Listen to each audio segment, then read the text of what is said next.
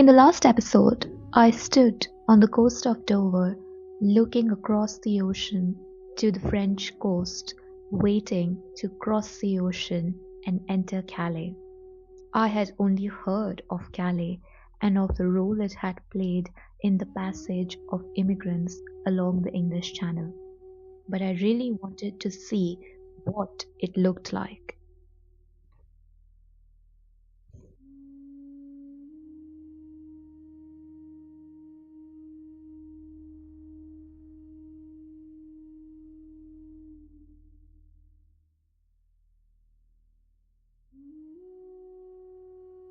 That is Calais in the distance, a city I had been waiting to explore for half a decade.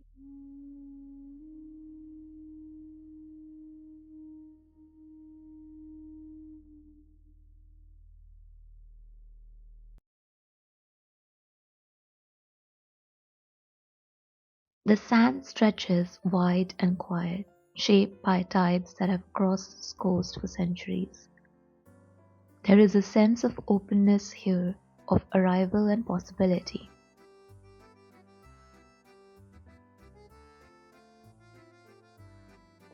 Beyond these scenes lies a history that has shaped how the outside world sees Calais.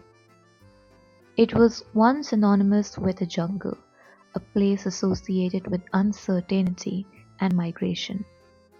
Many arrived here searching for passage, for opportunity, for a glimpse of a different future. They came, in a sense, searching for light, like me. The chapter is part of the city's story, but it is not the whole story.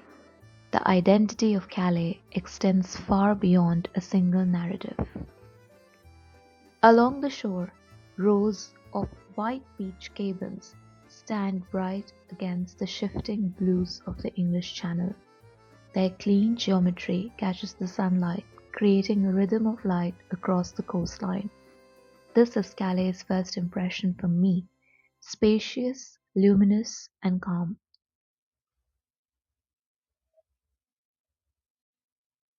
Its shoreline stretches in a long uninterrupted arc where the land opens generously to the sea. The beaches are wide and beautiful, shaped by tides that leave delicate patterns across the sand. At low tide, the shore becomes a vast open plain, reflecting the sky like a muted mirror. Walkers move slowly across it, their silhouettes softened by distance, while the rhythm of waves sets a quiet tempo. There is a clarity to the light on these shores. It sharpens the edges and softens colors at the same time, giving the landscape a sense of calm expansiveness.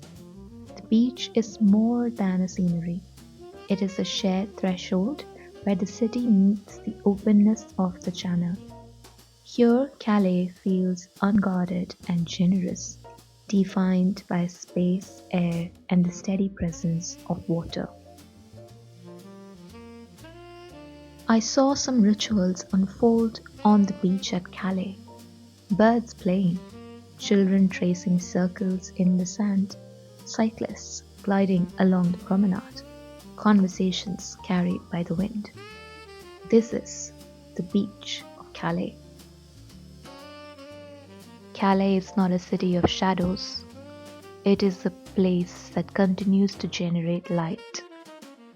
It is a city defined not by the narratives imposed upon it, but by the light it creates and shares.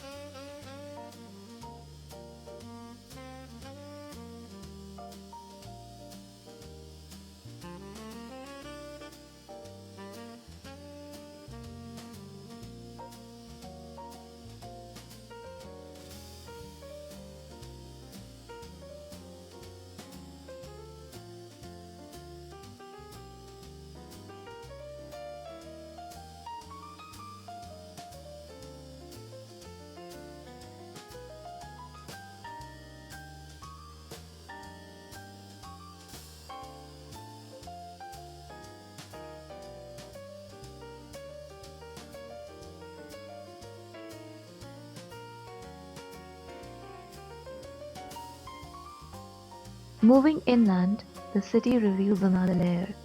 Architecture rises from the coast with a quiet elegance that surprises those who know Calais only by reputation. These spaces are not structures alone, they are lived environments. Calais is animated by the people who inhabit it, by routines that give the city warmth and continuity. Its architecture frames a community in motion.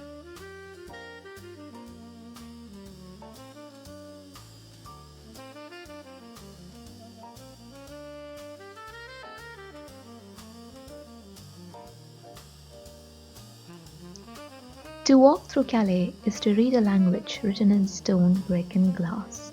Buildings are not only structures, they are records of intention. They reveal how a city has imagined itself over time, what it chose to preserve, what it rebuilt, and what it hoped to become. The architecture of Calais invites a slower way of seeing. The buildings carry traces of history, of reconstruction and renewal, reminding us that cities are shaped as much by resilience as by design. Civic buildings rise with a sense of confidence and care, suggesting a collective investment in public space. Their scale and detail ask us to consider how communities express pride and belonging through the environments they create. Reading a city through its architecture means paying attention to relationships between old and new, ornament and function, openness and enclosure. Streets guide movement and encounter. Windows frame private lives within public settings. Squares create pauses in the urban rhythm, spaces where people gather and negotiate their shared presence. In Calais, architecture becomes a framework for understanding identity. At least for me, it shows how a city balances memory with change, how it absorbs new influences without erasing its foundations. Each building contributes to a larger conversation about continuity and transformation. Through its structures, Calais reveals not only how it looks, but how it thinks about space, community, and time. To observe these forms is to recognize that architecture is never neutral. It shapes how people meet, how they move, and how they imagine their place within the city. In this way, the built landscape of Calais becomes a map of human intention, a visible expression of the values and histories that define it.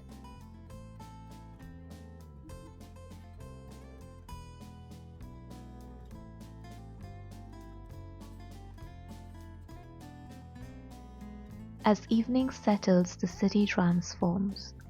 Lights flicker on and streets fill with sound. Restaurants and bars spill energy into public squares. Music drifts through the air as people gather, talk, and linger. Nightlife in Calais is an expression of togetherness, a shared occupation of space that turns the city into a living network of voices and movement. In these hours, Calais feels intensely connected. Strangers share tables, laughter echoes along the streets, and the city glows with human presence. The light here is not only electric, it comes from the act of people meeting and inhabiting the same spaces. And there, standing at the edge of this layered city, is the lighthouse. Rising above the coastline, the lighthouse of Calais is both structure and symbol. Its beam sweeps steadily across the water, a gesture of guidance that has endured through generations. Once essential to navigation, it remains a quiet sentinel, a marker of direction and connection. For those who once came to Calais seeking light, the lighthouse offers a quiet reflection. It does not erase the past, but it reframes it within a broader illumination. This is the lighthouse of Calais.